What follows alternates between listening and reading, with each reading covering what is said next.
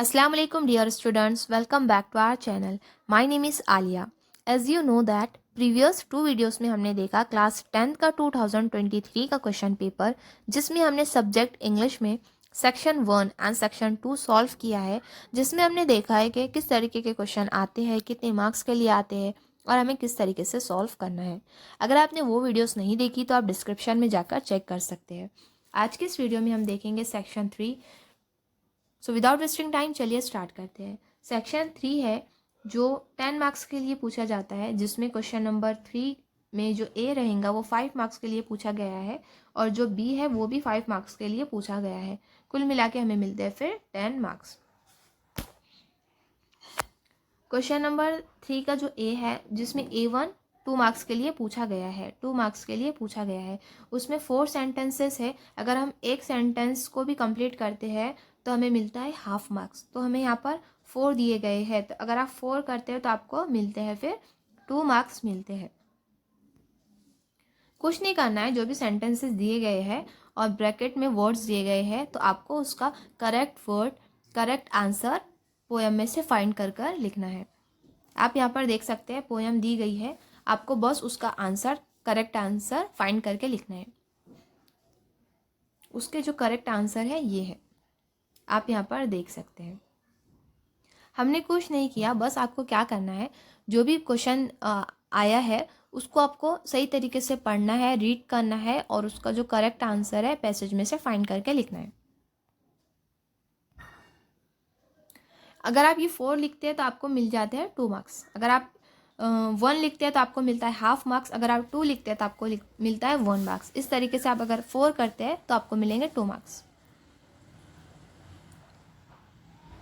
अब जो A2 है, कंप्लीट द फॉलोइंग वेब, तो ये भी पूछा गया है 2 मार्क्स के लिए। अगर आप ये वेब कंप्लीट करते हैं तो आपको मिलते हैं 2 मार्क्स। अगर आप 1 करते हो, मतलब यहाँ पर 4 बॉक्सेस दिए गए हैं, ठीक है। अगर आप एक भी करेक्ट आंसर लिखते हो तो आपको मिलता है हाफ मार्क्स। अगर तो आप यहाँ पर 4 दिए गए हैं तो आप यहाँ पर 4 करते हैं तो आपको 2 मार्क्स मिलेंगे।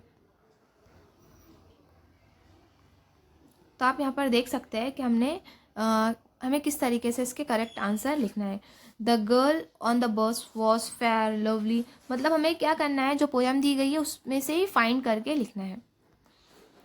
अब यहाँ पर 4 आपने लिखा, सपोज आपने यहाँ पर 2 ही लिखे तो आपको मिलेंगे 1 मार्क्स।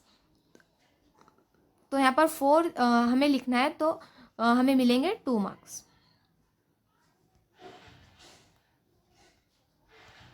ठीक है। अब यहाँ पर हमारे 4 मार्क्स कंप्लीट होते हैं। A1 A2 दोनों 2 मार्क्स के लिए, तो हमारे 4 मार्क्स कंप्लीट हो गए। अब जो A3 है वो 1 मार्क्स के लिए पूछा गया है, जिसमें क्या है, राइमिंग वर्ड्स लिखना है। यहाँ पर 2 वर्ड्स है, हमें उसके राइमिंग वर्ड्स लिखना है। अब जैसे कि हैर है, माइन है, तो हमें क्या करना है, बस पोएम को देखना है लास्ट में और उसके जो राइमिंग वर्ड्स है वो निकालना है। तो उसका जो करेक्ट आंसर है, हैर का है फेयर, माइन का है वाइन। यहाँ पर ये हम पूछा गया है 1 मार्क्स के लिए पूछा गया है। अगर आप एक का भी राइमिंग वर्ड लिखते हो तो आपको मिलेगा हाफ मार्क्स। तो यहाँ पर 2 दिए गए हैं तो हमें मिलेगा 1 मार्क्स। इस तरीके से हमें करना है। तो यहाँ पर हमारे 5 मार्क्स कंप्लीट होते हैं। अब क्वेश्चन नंबर 3 का जो बी है वो भी 5 मार्क्स के लिए पूछा गया है। क्वेश्चन नंबर 3 का जो ए है, तो वो 5 मार्क्स के लिए पूछा गया था, जिसमें A1 A2 A3 कुल मिला के हमें मिले 5 मार्क्स। अब जो क्वेश्चन नंबर 3 का जो बी है वो भी 5 मार्क्स के लिए पूछा गया है। तो यहाँ पर सेक्शन 3 जो है, जिसमें ए और बी रहेगा, 10 मार्क्स हमारे इस तरीके से कंप्लीट होंगे। तो क्वेश्चन हम पढ़ते हैं, चलिए। Read the following poem and right an appreciation of it with the help of the given points. अब यहाँ पर पोएम दी गई है अ टीनेजर्स प्रेयर। तो यहाँ पर ये जो पोएम है क्लास 10th का जो फर्स्ट ही पोएम है ये। अगर आपने ये वीडियोस नहीं देखी अ टीनेजर्स प्रेयर, तो आप डिस्क्रिप्शन में जाकर चेक कर सकते हैं। हमने इसे डिटेल में समझाया है इस पोएम को, अ टीनेजर्स प्रेयर। ये 5 मार्क्स के लिए पूछी गई है, जिसमें हमें क्या लिखना है, टाइटल लिखना है, name of the poet, rhyme scheme, figure of speech, theme, central idea. तो हमें क्या करना है, अगर हम इतना लिखते हैं तो हमें मिलते हैं 5 मार्क्स, ठीक है।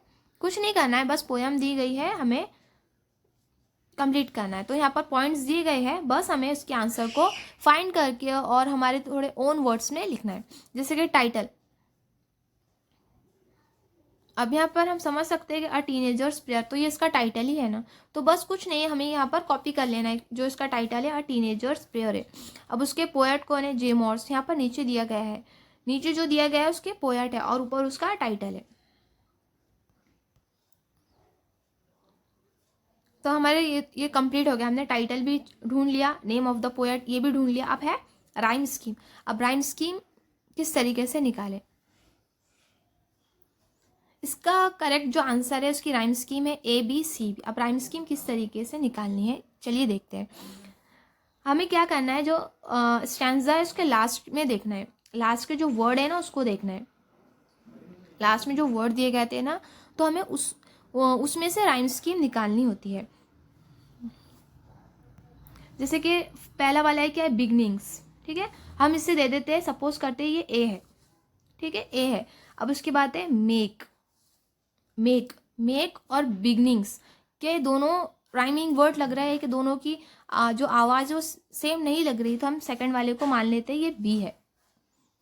अब नीचे वाला देखिए, चूस, मेक, बिगनिंग्स, ये तीनों की आवाज़, चूस की आवाज़ मेक से मेल खा रही है क्या, या बिगनिंग से, तो ये मैच नहीं हो रहे हैं, तो हम इसे देंगे C।